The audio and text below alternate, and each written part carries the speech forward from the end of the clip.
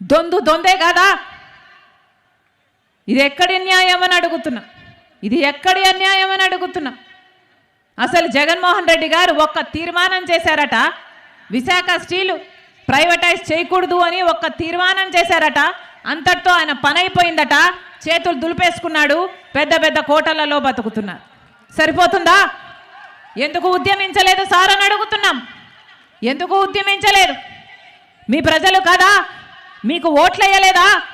వీళ్ళు ఓట్లేస్తే కాదా మీరు గెలిచింది? వీళ్ళ జీవితాలు కాదా? ఆలోచన చేయాలి. మళ్ళీ మళ్ళీ అదే నాయకులను ఎన్నుకుంటే ఏం జరుగుతుందో ఆలోచన చేయాలి. జగనన్న గారు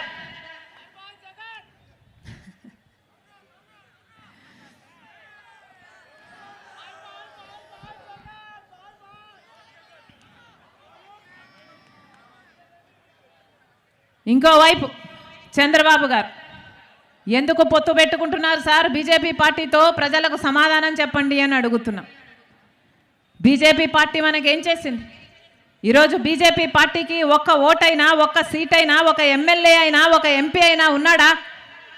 లేడు. గత ఎన్నికల్లో ఒక ఎమ్మెల్యే గెలవలేదు బీజేపీ పార్టీ, ఒక ఎంపీ గెలవలేదు బీజేపీ పార్టీ. అయినా కూడా ఆంధ్ర రాష్ట్రం మొత్తం బీజేపీ గుప్పట్లో ఉంది. ఆంధ్ర రాష్ట్రాన్ని పరిపాలిస్తున్నది ఏ పార్టీ? ఏ పార్టీ? BJP party. ఎందుకంటే ఒక పక్క పాలకపక్షం, ఇంకో పక్క ప్రతిపక్షం. రెండు పార్టీలకు బీజేపీ పార్టీ కావాలట. ఇదొక లవ్ ట్రయాంగిల్. రెండు పార్టీలకు బీజేపీ పార్టీ కావాలట. బీజేపీ పార్టీ ఏమో ఇద్దరితో కలిసి డ్యూయెట్లు పాడుతుంది. ఎందుకు పాడదు? ఒక పక్కేమో పాలకపక్షం, ఇంకో పక్షేమో ప్రతిపక్షం. ఇద్దరు స్వప్రయోజనాల కోసం ప్రజల ప్రయోజనాలను తాకట్టు పెట్టారు. ఏ ఒక్కరు మనకు ప్రత్యేక హోదా కావాలి అని ఏ ఒక్కరు అడగరు. మనకు పోలవరం కావాలని అని ఏ ఒక్కరూ ప్రశ్నించరు. మనకు రాజధాని కట్టాలన్న చిత్తశుద్ధి ఏ ఒక్కరికి లేదు. ఆఖరికి విశాఖ స్టీలు ప్రైవేటైజ్ అయిపోతుందో కూడా వీళ్ళకు చీమ కుట్టినట్టు కూడా లేదు. ఇలాంటి వాళ్ళకా ఓట్లేయాలి?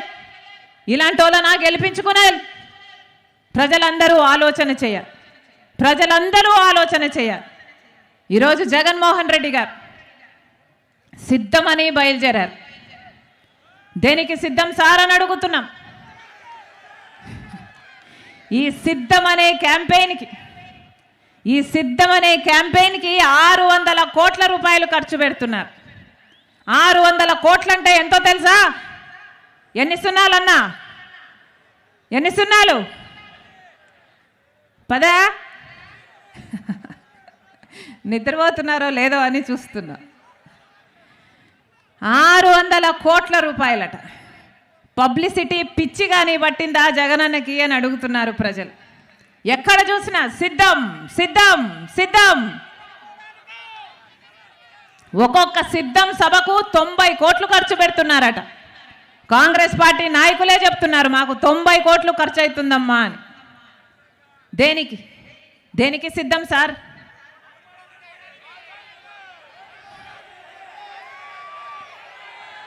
మళ్ళీ 8 లక్షల కోట్లు అప్పు చేయడానికి సిద్ధమా? మళ్ళీ బీజేపీ పార్టీతో అక్రమ పొత్తు పెట్టుకోవడానికి సిద్ధమా? మళ్ళీ ఆ బీజేపీ పార్టీకి మన ప్రత్యేక హోదాను, మన పోలవరంను, మన రాజధానిని, మన వైజాగ్ స్టీలను తాకట్టు పెట్టడానికి సిద్ధమా? మళ్ళీ పూర్తి మద్యపాన నిషేధం అని చెప్పి మహిళలను మోసం చేయడానికి సిద్ధమా? మళ్ళీ 2,30,000 ఉద్యోగాలు, ప్రభుత్వ ఉద్యోగాలు ఖాళీగా ఉన్నాయి, నేను వాటిని భర్తీ చేస్తాను, ప్రతి సంవత్సరము జాబ్ క్యాలెండర్ ఇస్తాను, మెగా డిఎస్సి 23,000 ఉద్యోగాలతో వేస్తానని చెప్పి యువకులను మళ్ళీ మోసం చేయడానికి సిద్ధమా? రైతులకు 3,000 కోట్లతో ధర స్థిరీకరణ నిధి ఏర్పాటు చేస్తామని చెప్పారు. మళ్ళీ రైతుల్ని మోసం చేయడానికి సిద్ధమా? దేనికి సిద్ధం? ప్రజలను మోసం చేయడానికి మీరు సిద్ధమైతే ప్రజలు మీకు బుద్ధి చెప్పడానికి, మిమ్మల్ని ఇంటికి పంపడానికి ప్రజలు కూడా సిద్ధం.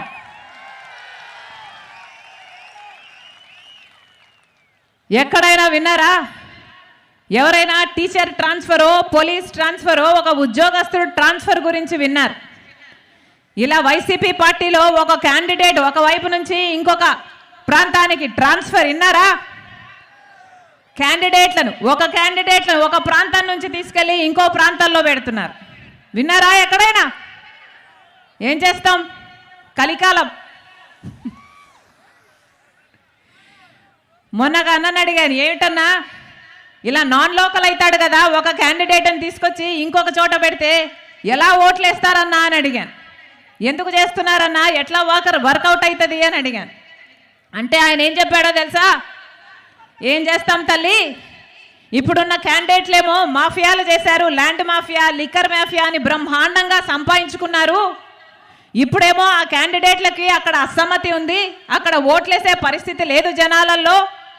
కానీ ఇప్పుడు ఆ క్యాండిడేట్లకు మేము టికెట్ ఇవ్వకపోతే ఆ క్యాండిడేట్ ఇంకొక పార్టీలో చేరుతాడు, ఆ డబ్బు ఖర్చు పెడతాడు. మాకేమో డబ్బు కావాలి, క్యాండిడేట్ అక్కడ నిలబడకూడదు. మరి ఏం చేస్తాం తల్లి, ఆ క్యాండిడేట్ని తీసుకెళ్ళి ఇంకో చోట పెడుతున్నాము అన్నారు. అంటే ఒక చెత్తని ఇక్కడ నుండి ఇంకో చోటికి తరలించినట్టు వైసీపీ అభ్యర్థులని ఒక చోట నుంచి ఇంకో చోటికి తరలిస్తున్నారన్నమాట. ఇది ఎక్కడ విడ్డూరం? ఏం జరుగుతుంది మన రాష్ట్రంలో? ఎక్కడ చూసినా మాఫియా, ల్యాండ్ మాఫియా, ఎక్కడ చూసినా మైనింగ్ మాఫియా, ఎక్కడ చూసినా లిక్కర్ మాఫియా. పూర్తి మద్యపాన నిషేధం అని చెప్పాడు జగనన్న గారు. జరిగిందా? ఏమన్నా జరిగిందా? పూర్తి మద్యపాన నిషేధం చేయకపోతే అసలు నేను ఓట్లే అడగను అన్నాడు జగనన్న గారు. పూర్తి మద్యపాన నిషేధం నా మేనిఫెస్టోలో పెట్టాను, నాకు మేనిఫెస్టో బైబిల్, ఖురాను, భగవద్గీతతో సమానమని చెప్పాడు జగనన్న గారు. అయిందా మద్యపాన నిషేధం? మద్యపాన నిషేధం కాలేదు కదా. ఈరోజు మద్యం అమ్ముతున్నది ఎవరు? సర్కారే మద్యం అమ్ముతుంది. వాళ్ళు ఏది అమ్ముతే అది కొనుక్కోవాలట, వాళ్ళు ఎంతకు అమ్ముతే అంతకు కొనుక్కోవాలట. బయట సామాను, బయట బ్రాండ్లు ఏవి ఇక్కడ దొరకవట. అవునా? ఏం జరుగుతున్నాయి ఇక్కడ? భూమ్ అట, క్యాపిటల్ అట, స్పెషల్ స్టేటస్ అట, ఆఖరికి డిఎస్సి కూడా అట. అయ్యా మీ వాగ్దానాలు ఎక్కడ నిలబెట్టుకున్నారు జగనన్న గారు అని అడిగితే మద్యం షాపులో, లిక్కర్ షాపులో నిలబెట్టుకున్నాం తల్లి అని చెప్పేటట్టుంది పరిస్థితి. ఇది కాదా జరుగుతున్నది? ఎక్కడికి వెళ్తుంది మన రాష్ట్రం? ఎక్కడికి వెళ్తుంది? ఇప్పటికీ కనీసం రాజధాని కూడా లేదు మన రాష్ట్రానికి. 10 సంవత్సరాలు అయిపోయిందే. 5 సంవత్సరాలేమో చంద్రబాబు గారు ముఖ్యమంత్రిగా ఉన్నారు, ఇంకొక 5 సంవత్సరాలేమో జగనన్న గారు ముఖ్యమంత్రిగా ఉన్నారు. ఎవరు పట్టించుకున్నారు? మన ప్రత్యేక హోదా గురించి ఎవరైనా పట్టించుకున్నారా? ఆ రోజుల్లో చంద్రబాబు గారు అన్నారు మాకు 10 సంవత్సరాలు. ఆ రోజుల్లో కాంగ్రెస్ పార్టీ 5 సంవత్సరాలు ప్రత్యేక హోదా ఇస్తానని చెప్తే ఆ రోజు చెప్పిన మాట, మోడీ గారు తిరుపతికి వచ్చి 3 నామాల వాళ్ళ సాక్షిగా చెప్పిన మాట 10 సంవత్సరాలు ఇస్తాము అన్నాడు. ఆ 3 నామాల వాడికే పంగనామాలు పెట్టాడు మోడీ గారు. ఇక ఈయన కేడీగాక ఏమవుతాడు? 10 సంవత్సరాలు ఇస్తామన్నాడు. ఇప్పటికి 1 సంవత్సరం కూడా ఇయ్యలేదు. 10 సంవత్సరాలు గడిచిపోయింది, కనీసం ఆలోచన కూడా చేయటం లేదు. ఆ రోజు చంద్రబాబు గారు చెప్పిన మాట మాకు 10 సంవత్సరాలు సరిపోదు, 15 సంవత్సరాలు కావాలి అన్న.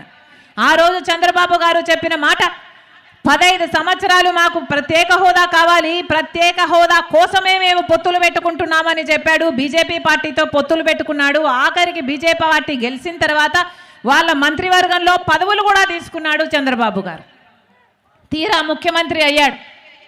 ప్రత్యేక హోదా కోసం ఏమైనా మాట్లాడా? ప్రత్యేక హోదా మళ్ళీ సంజీవినా అని మళ్ళీ ఊసరవల్లిలాగా రంగులు మార్చిన వాడు చంద్రబాబు గారు. ఊసరవల్లి కూడా మన చంద్రబాబు గారి దగ్గరే రంగులు మారవడం నేర్చుకోవాలి. ఆ తర్వాత అప్పట్లో ప్రతిపక్ష నాయకుడిగా ఉన్నాడు జగనన్న గారు. జగనన్న గారు చెప్పిన మాట, రండి 25 మంది ఎంపీలను మొత్తం అందరం మూకుమ్మడి రాజీనామాలు చేద్దాము అన్నాడు. ప్రత్యేక హోదా ఎందుకు రాదో చూద్దాము అన్నాడు జగనన్న గారు. జగనన్న గారు వచ్చిన ఎన్నికల్లో పోటీ చేస్తే ప్రత్యేక హోదా అంశం తీసుకొని పోటీ చేశాడు. ప్రత్యేక హోదా అంశం కోసం నేను కూడా పోరాటం చేశాను. ప్రతి సభలో తిరిగాను. మీరు గెలిపించండి, ప్రత్యేక హోదా వైసీపీ పార్టీ తెస్తుంది అని మేము ప్రతి సభలో చెప్పాను. కానీ ఏమైంది? జగనన్న గారు ముఖ్యమంత్రి అయ్యారు. ఒక్కసారైనా ఒక్క నిజమైన ఉద్యమమైనా చేశాడా జగనన్న గారు మళ్ళీ ప్రత్యేక హోదా గురించి? ఒక్కసారైనా మోడీ గారిని ప్రశ్నించారా? ఇన్నిసార్లు ఢిల్లీకి వెళ్తున్నారు వస్తున్నారే, ఇన్నిసార్లు ఢిల్లీకి వెళ్తున్నారు వస్తున్నారే, దేనికి వెళ్తున్నారు? ఆయనను కాపాడుకోవడం కోసం వెళ్తున్నారు, లేకపోతే హంతకుల్ని, సొంత చిన్నాన్నను చంపిన హంతకుల్ని కాపాడుకోవడం కోసం వెళ్తున్నారు తప్పితే ప్రజల కోసం వెళ్ళాడా? ఎప్పుడైనా మా ప్రత్యేక హోదా ఏమైంది అని అక్కడ కూర్చొని ధర్నా చేశాడా? ఎప్పుడైనా మోడీ గారిని నిలదీశారా? అప్పుడు మూకుమ్మడి రాజీనామాలు చేద్దాం రండి అని చెప్పిన జగనన్న గారు మూకుమ్మడి రాజీనామాలు కాదు కదా, ఒక్కరి చేతైనా రాజీనామాలు చేశారా? ప్రత్యేక హోదా కోసం నిజమైన ఉద్యమం చేశాడా జగనన్న గారు?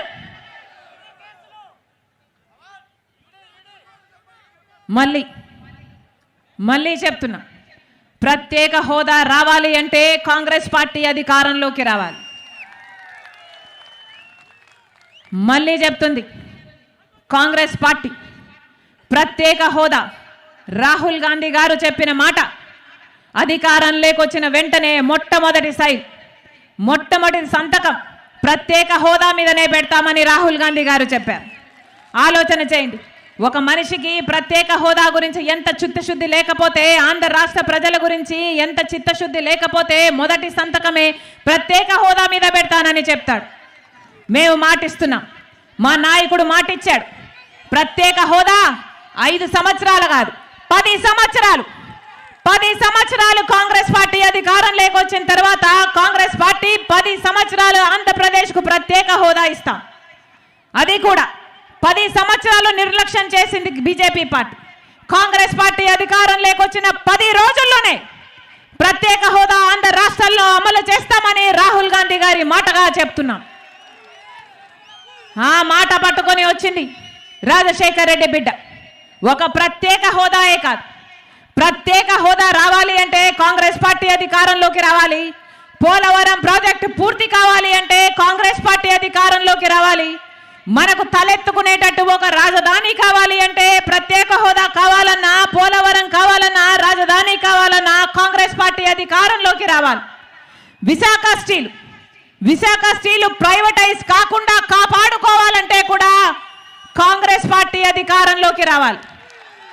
మళ్ళీ చెప్తున్నా, విశాఖ స్టీల్ కార్మికులు ఎంతమందో ఉన్నారు ఇక్కడ, మీకు మాటిచ్చి చెప్తున్నా, విశాఖ స్టీలు ప్రైవేటైజ్ కావడానికి కాంగ్రెస్ పార్టీ ఒప్పుకోదు. మేమెవరమో ఒప్పుకోం. మీ పక్షాన మేము నిలబడతాం, మేము మీ పక్షాన పోరాటం చేస్తాం. విశాఖ స్టీలు ఎప్పటికీ ప్రైవేటైజ్ కాదు. మా ప్రాణాలు అడ్డేసైనా సరే విశాఖ స్టీల్ కోసం కాంగ్రెస్ పార్టీ నిలబడుతుంది. విశాఖ స్టీల్ను కాపాడుకునే ప్రతి ప్రయత్నము మీరు ఎప్పుడు పిలిస్తే అప్పుడు, ఎప్పుడు కేకేస్తే అప్పుడు కాంగ్రెస్ పార్టీ ప్రత్యక్షమవుతుంది. మీకోసం పోరాటం చేస్తామని కాంగ్రెస్ పార్టీ తరఫున మీ రాజశేఖర్ రెడ్డి బిడ్డ ఈరోజు మీకు మాటిస్తుంది. నేను రాజశేఖర్ రెడ్డి బిడ్డను. పులి కడుపున పులే పుడుతుంది. నా గుండెలో నిజాయితీ ఉంది. నా పుట్టింట్లో అన్యాయం జరుగుతుంది కాబట్టి రాజశేఖర్ రెడ్డి బిడ్డ ఇక్కడ అడుగుపెట్టింది.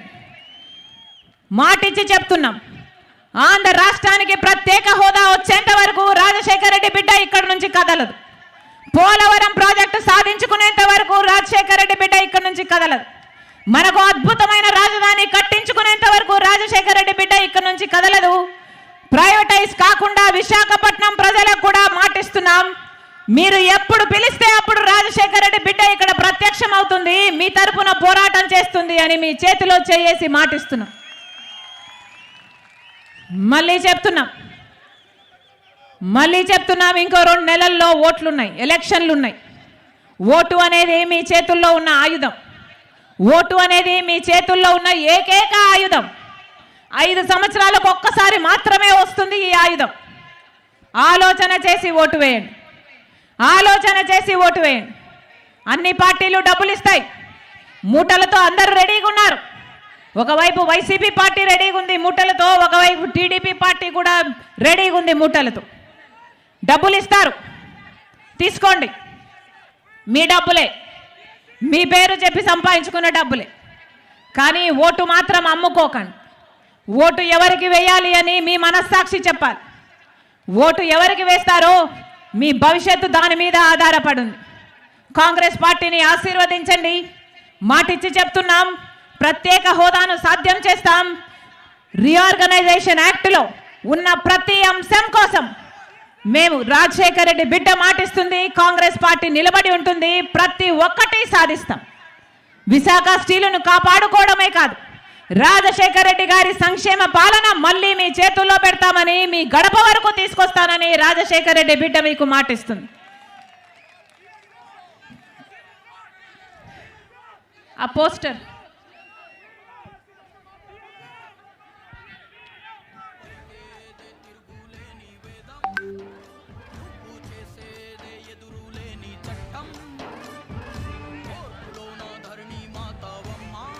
డిఎస్సి కోసం తయారైతున్న వాళ్ళు ఇక్కడ ఉన్నారు. విద్యార్థులు